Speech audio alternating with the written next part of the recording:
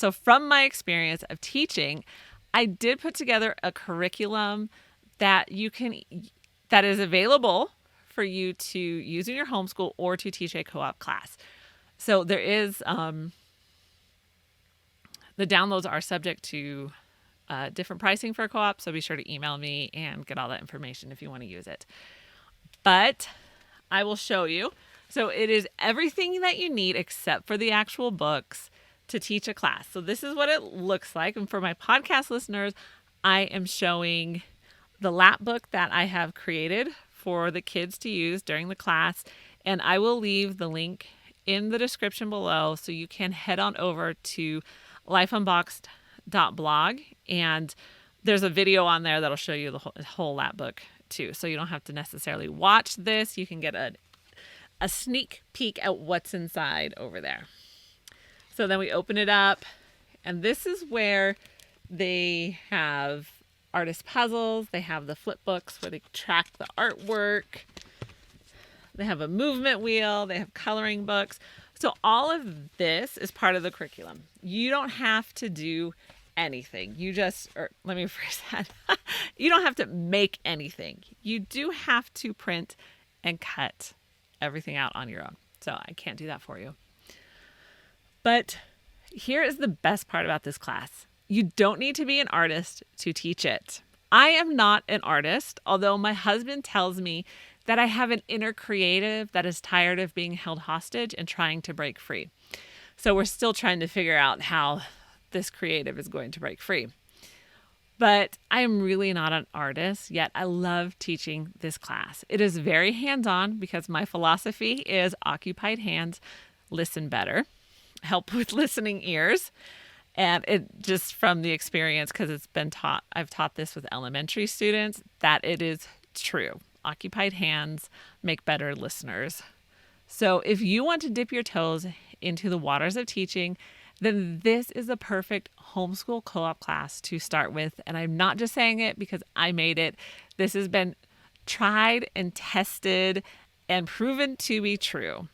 So, and also as part of the curriculum package, I also give you the art ideas and how to do them. So again, they're tested, so you won't end up with pentastrophes. Been there, done that. Okay, so that was the first one. Let's get some coffee.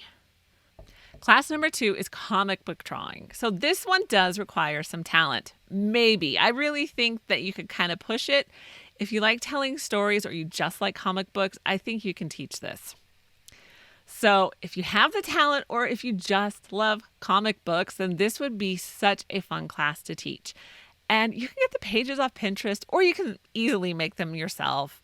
It really is pretty easy to do. You can use Canva. Any resource, any program that will allow you to create boxes on a page will work.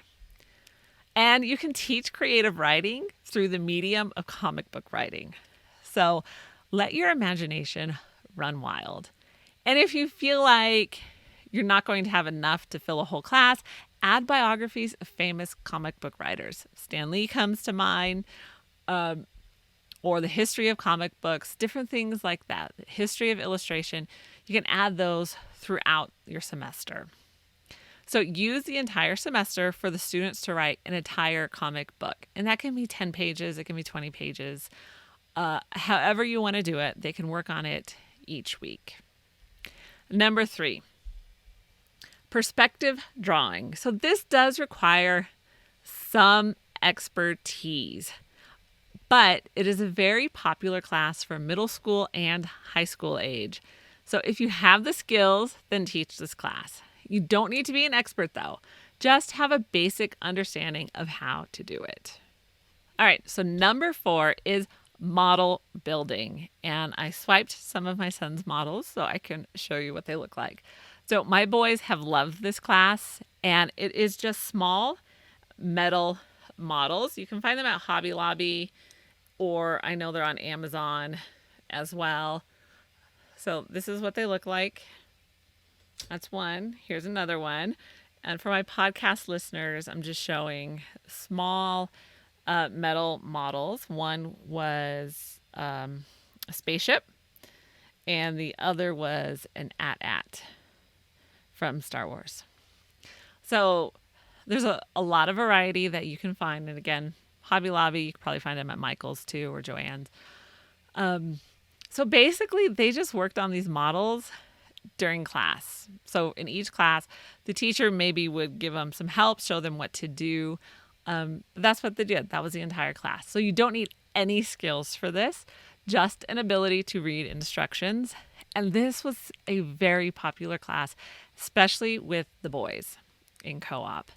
So number 5, arts and crafts.